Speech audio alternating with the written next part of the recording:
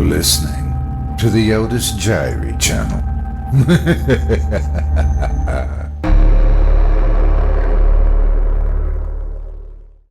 I Will Always Be Her Teddy by SHOTWELL. Performed by Otis Jiry. I took a lot of things in my life for granted. I think we all do. Too busy staring at our phones or at our feet to look up and wonder. Santa Claus and the Easter Bunny are fairy tales for children with no real consequence in our everyday lives. We stop believing in magic younger and younger these days, until we find that one person who makes us see the magic in everything. That was me, and that was all I ever really wanted or needed. Now, at the end of the line, I know for a fact that true magic exists. If that's what you'd wish to call it, anyway. Things unexplainable by science or reason. What you wouldn't expect is that, beyond the whimsy and curiosity, there's really no design to it. It's not benevolent. It's not malicious. It just is. And it's as random, chaotic, and unforgiving as anything else in this universe. My name's Theodore. Theo for short. But to my beautiful bride Angela, I was Teddy. It was a nickname I had always hated from memories of schoolyard bullies in 3rd grade, and it irritated me even to hear it spoken in her sweet voice. I guess you could say it was our first fight as a couple, but it wasn't a real fight. I just told her I didn't like it, and she got all huffy and pouty in that cute way that she often did. Well, I preferred to smile, so I bought her a dozen roses and a little teddy bear to make up, and told her that I'd always be her Teddy. She liked that, and she gave the teddy bear an honored place in her purse, peeking out at the world from atop her cell phone, and who knows how many long-lost movie ticket stubs from bygone date nights. She cherished it because she cherished me, and that's exactly where it sat on the night it all came to such an abrupt end. It was the evening of Thanksgiving, 2002, barely a month after our wedding day. We were on our way to her parents' house for dinner. It happened in a blur, and it was over faster than I could react. An SUV coming toward us hit a patch of black ice, driving well over the speed limit. A glittering shower of broken glass, and the dull crunch of fiberglass and metal. And then, darkness. The next thing I knew, I was looking up at Angela's bloodied and glass-studded legs from the passenger side floorboard. I didn't know how I managed to fall there, but I immediately feared paralysis. I couldn't move my head to see past her knees. I couldn't speak to tell her it would be all right. I could only watch her tremble and listen to her moans of confusion and agony. Still, we were alive, and I was grateful for that. Even more so as I heard the sirens approaching and saw the first few flashes of red and blue light. She started sobbing violently, the worst sound in the world to my ears, and I could only hope it was at least partially from relief. It took the first responders a solid 20 minutes to free her from the twisted remains of our 1994 Honda Civic with the jaws of life and ease her onto a gurney. All the while, they seemed to pay me no mind, at least not until she reached out for me with her left hand and begged for their help. "Please, Teddy!" And as the nearest paramedic reached for me, my confusion and terror reached new heights. I was whisked away with a single guiding hand, turning helplessly in her anxious grip as the paramedic placed me in her arms. "No, Teddy! Teddy!" I've never heard her scream like that, and all at once I understood why. As they wheeled the gurney away for a brief moment, I bore witness to a terrifying spectacle through my new eyes. I saw myself, lifeless and mangled, crushed between the SUV's fender and what was left of the driver's seat. Just a limp right arm and the right half of my face, staring back at me with one unblinking, bloodshot eye. They'd misunderstood her. Even in death, it seemed, I would remain her Teddy. Angela, passed out during the ambulance ride to the hospital, and wouldn't regain consciousness again for hours after the first series of tests. I remained inexplicably conscious the entire time. The disembodied mind somehow shackled to a stuffed toy I bought at a drugstore. Having just witnessed my own death, I wasn't interested in pondering a rational explanation for something I could barely accept and would never understand. There was only one question that mattered to me anymore. Why? Why am I here when that accident should have taken my life? Why can I see her in pain with eyes that shouldn't see? Why can I hear her cry with ears that shouldn't hear? Why do I feel the panic tension in her grip and the smell of fading scent of her perfume? And these senses should have died with me. Why me? Because for something so irrational, so impossible, there had to be a reason. There had to be something that I was meant to see, something important enough that I could not pass from this world until I did. I toiled away the hours in thought, tucked away with the rest of her belongings until they finally wheeled her into her room. When she regained consciousness, I was the first thing she asked for. Me, her Teddy, the last vestige of a promise I had failed to keep. Of the real me, there was nothing left to say. She had seen what I had seen, and she already knew I was gone, and I would be her Teddy no more. This stuffed bear was all that was left, and she held me tighter with every second, as if she might keep my heart and her memories of me from floating away. And though she'd never know it, somehow she had done just that. It was some sort of spinal injury, the doctor explained, but I was never good with medical jargon. What I did understand was that it would be a few grueling months of treatment and therapy before she could walk again, and even then, she'd never quite be the same. Still, my brave girl never stopped fighting. Through the sweat and tears, she took it day by day, and she never stopped talking to me. Each night she promised me she wouldn't give up. She promised me that she would live her life because she knew it was what I would want. I hoped she knew just how proud of her I was. I believed that she did, as close as she kept me. But while I was glad that having me near helped her recover, there were still times when it wasn't enough. Times when I wished I still had arms to hold her, to comfort her, and to protect her. From her earliest, weakest moments in that hospital bed, I had reason to fear for her safety in my absence. In that state, and without me at her side, anything could happen, and I'd be powerless to stop it. For the first 2 weeks of her recovery, the object of that fear was a man named Jacob, a physical therapist who could not be bothered to respect the boundaries of a grieving widow. He often called her Precious and Princess. But after having survived a near-death experience and losing me in the process, she wasn't exactly in the frame of mind to tolerate the advances of a new man, let alone his endearing pet names. It made her uncomfortable. It turned his healing touch into something invasive and unwelcome, and when she demanded for him to stop, it only made things worse. Therapeutic messages became unprofessionally sensual. Agonizing strength and balance exercises invited unwanted, lustful gazes, every waking moment filled with his nauseating brand of encouragement and his confessions of longing. For those first 2 weeks, she endured it all in silence, for fear that he may hurt her if provoked. And against my will, I did the same, pressed to her cheek and dampened by her tears every night. It wasn't until he crossed a very personal line that she mustered the strength to resist him.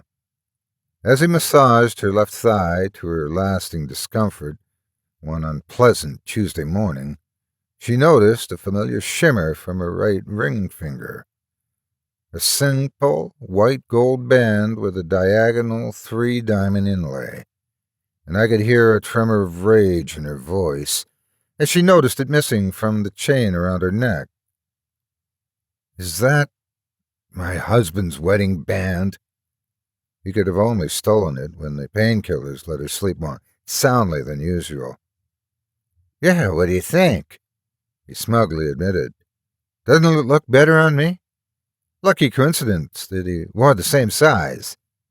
And he had the audacity to laugh. She slapped him across the face harder than I thought she could. Twice, just to punctuate her outrage, and then wrestled the ring from his finger. I want you out of here, now! That's my girl, I thought. It was the fight I knew she still had inside her. Through my indignation, I still smiled inside as she hammered the help button next to her bed. That was the last that hospital saw of Jacob, but I'll never forget the fury in his eyes as they escorted him away. From that day forward, she made real progress, without that creepy bastard making her fear for his safety, and with my memory in her heart. She improved by leaps and bounds. She was up and around in 2 months and out of the hospital for good in 3. But those first few days back on her feet did not make for a happy occasion. My family had put off the funeral until she was well enough to attend. They loved her as much as I did, and they knew it would be important for her to grieve properly before she could move on. And as always, I came along for the ride. This time in her lap instead of her purse, where she clutched me as tight as she had that first night in her hospital bed. They say funerals are for the living, and it's true. I don't understand why until I heard old friends, people I'd lost contact with years ago, speaking fondly about me like it was only yesterday. A few funny anecdotes even elicited some warm chuckles here and there. It wasn't about who I was on the day I died, but how they remembered me in the years and decades before. And it was difficult to process. It was surreal listening to my loved ones talk about me in the past tense, and watching them lower my casket into that grave. The finality of it all escaped me even as I sat among them, hearing every word as I was never meant to hear. If not for her heart-wrenching sobs directly above me, it would seem like a twisted joke. And while it seemed to last forever, the sun finally set, and tomorrow would be a new day. Angela, my angel.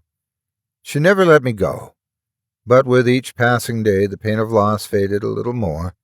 She returned to work at the bowling alley where I first met her, and I returned with her, spending my days in her little employee locker in the back room, waiting in the dark to see her face again. But the wait was always worth it. It was reassuring to see her smile become a little more genuine every day. Maybe, I thought, this was what I was meant to witness, to know that she would be okay. Then one day, 2 years after the accident, I saw her make a face I had all but forgotten. As she came to retrieve me from her locker after another long workday, she wore the kind of smile that she couldn't stop even if she tried. Her eyes sparkled with hope and infatuation. I could see the blush on her cheeks. I thought seeing so much life in her again would make me happy, but I knew what this meant, and I didn't know how to feel about it. Teddy, I think I'm going to be okay now. I think I can live again, she whispered with a giggle. As she reached to scoop me up and hold me to her chest, I noticed that she wasn't wearing her wedding ring anymore, even though I saw it on her finger that morning. And it was only one of several changes. That night I watched her sleep from her nightstand instead of in her arms, and she wore that smile even in her sleep. She used to talk to me every day, but the next few days were wordless. She used to look at me as if I had never died, as if she could see me living behind those button eyes. But for those few days, I was made to feel like an ordinary teddy bear. No more alive than her cell phone I still sat upon. I'd be lying if I said it didn't hurt. About a week later, I saw the man for myself. Dinner and a movie, light and casual. His name was Harold, and she spoke it with the same smile she'd never stopped wearing. As they took a seat at their table, and she moved to place her purse by her feet, he took notice of me. "Who's this little guy?" he asked with a honey-eyed, almost patronizing tone of voice. I was mortified. Oh, his name is Theo. She sounded ashamed as she handed me over to him. Had that become an embarrassment? An unhealthy habit? Was she sad that she couldn't let me go and move on? Her eyes glassed over with forlorn angst, and I felt farther from her than I had in years. He, on the other hand, clearly didn't notice. Oh, well, he's adorable, replied Harold with a bit too much of a chuckle. Pleased to meet you, Theo. He shook my little bare paw, pinched between his thumb and index finger. I never felt so humiliated in my life. I hated him. I could have punched him if I could. Angela quickly snatched me from his grip and held me to her chest. I'm sorry, she squeaked. He's very special to me. Harold looked startled and regretful. Oh, I'm sorry. I didn't know. His tone turned stony, if sympathetic. Where did you get him? I'd rather not talk about it, if that's okay. Of course, I don't mean to pry. He at least sounded magnanimous, but it didn't make me feel any better. No more than a few minutes after she placed me back in her purse did their conversation turn playful and jovial again, but I couldn't hear a word of it. My ears were ringing. My head was spinning. I would have cried had I had tear ducts with which to do so. A teddy bear. I was just a teddy bear. The next few weeks were lonely. Not long after their first kiss goodnight, she placed me on her nightstand, and it was there that I remained. No more rides in her purse, no more secret talks, just long stretches of silence as I watched dawn turn to dusk, and then dawn again, from the adjacent window across the room. Sometimes I listened in on their romantic phone calls. Sometimes she slept facing me, and I longed to touch her just one more time. Sometimes she stared at me through the night, silent and frowning. Sometimes I fell on my side and lay awake without her touch. Sometimes I fell to the floor and spent the night hoping for sleep, or for death. And sometimes she didn't come home.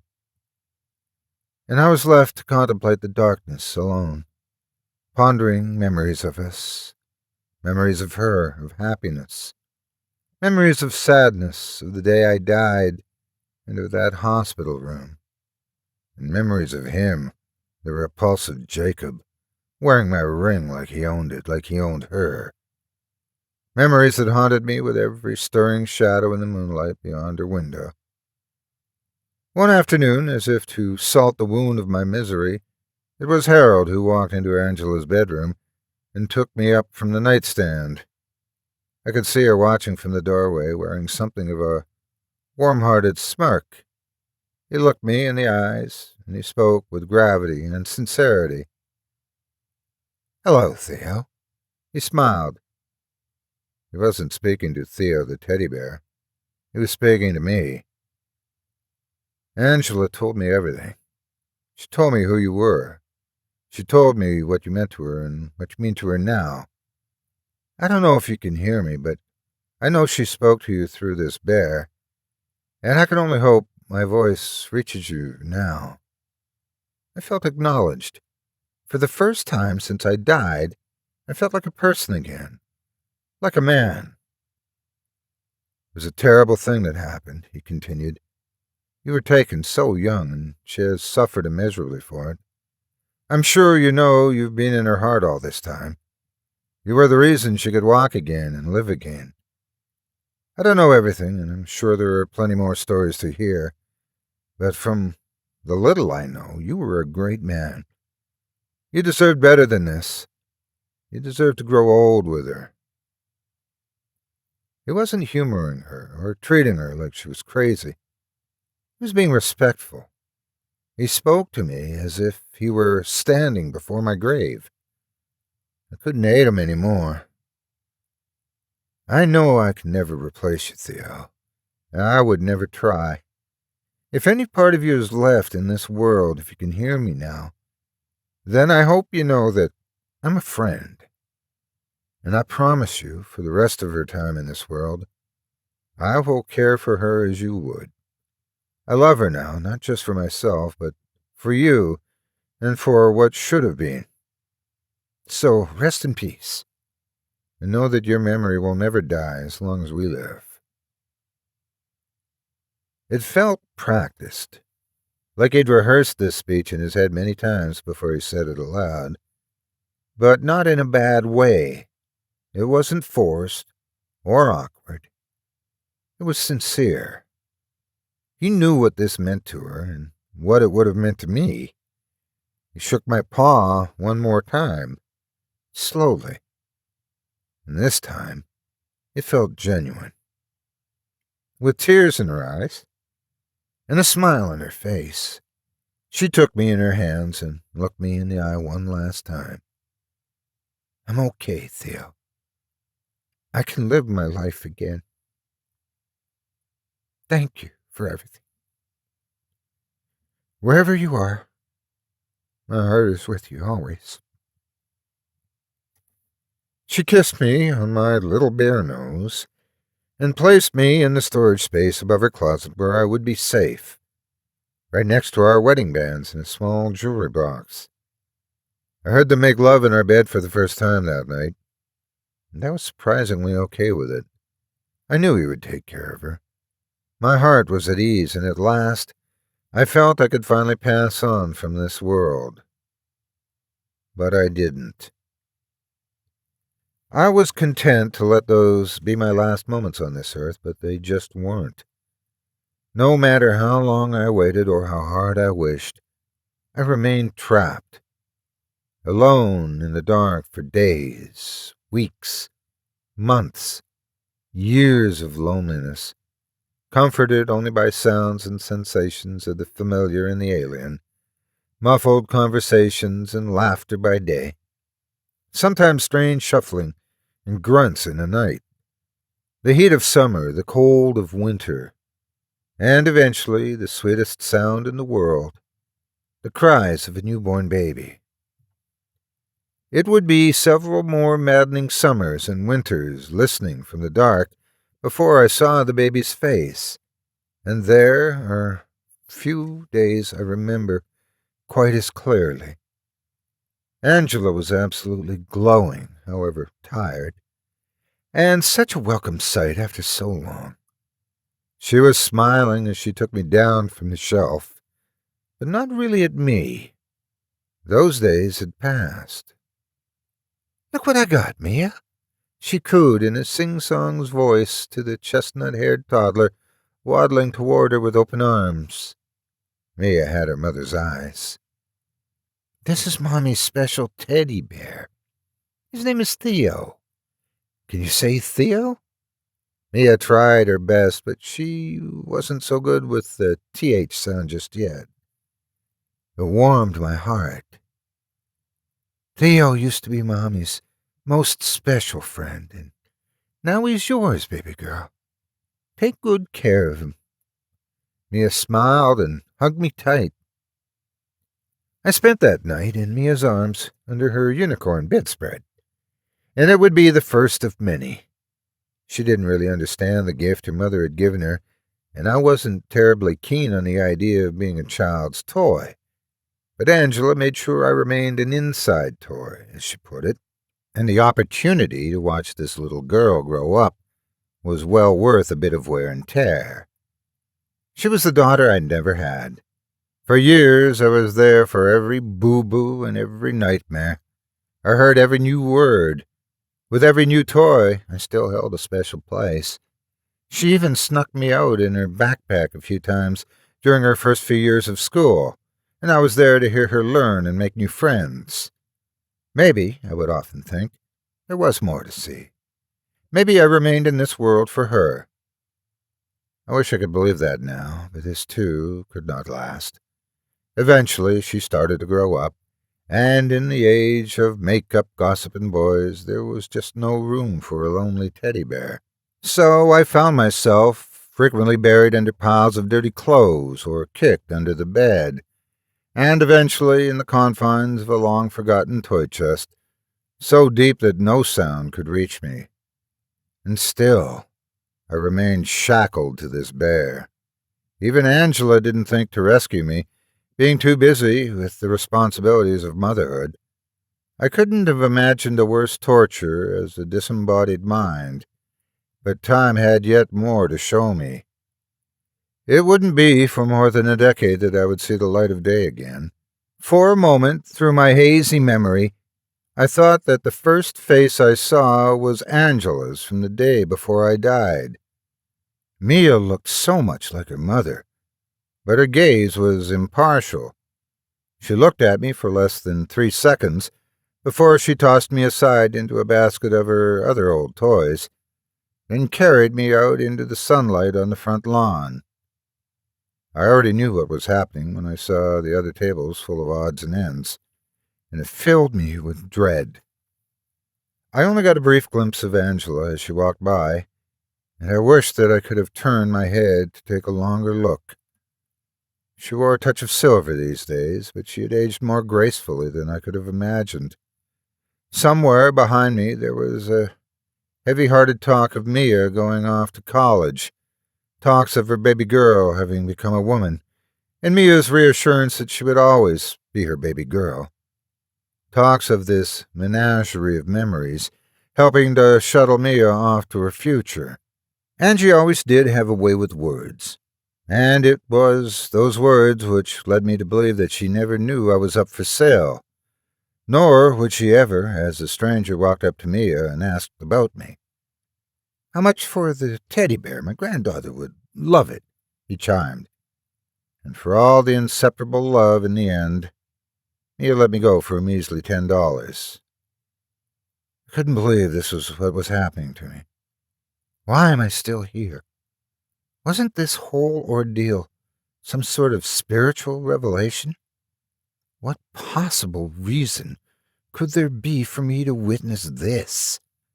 What loving God would allow me to feel so discarded?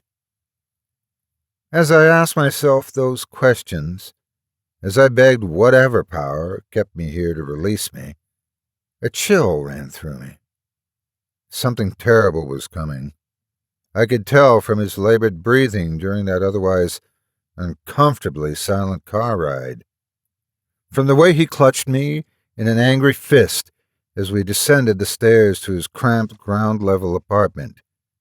And when he opened the door, it was a horror show.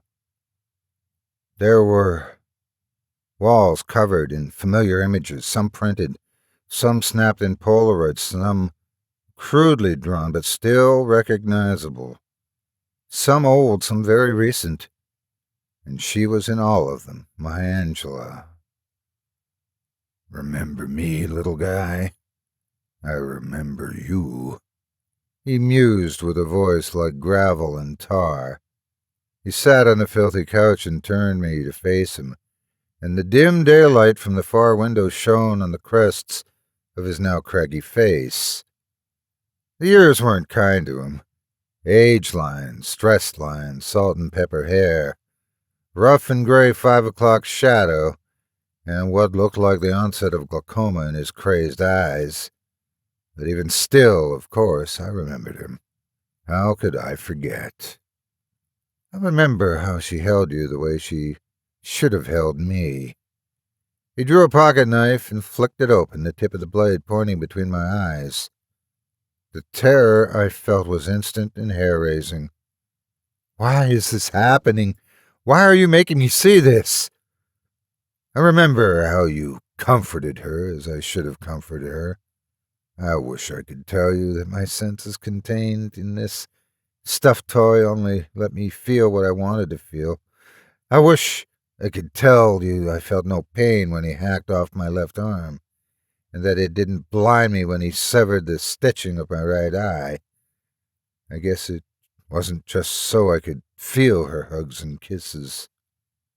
We're much the same, you and I, he continued.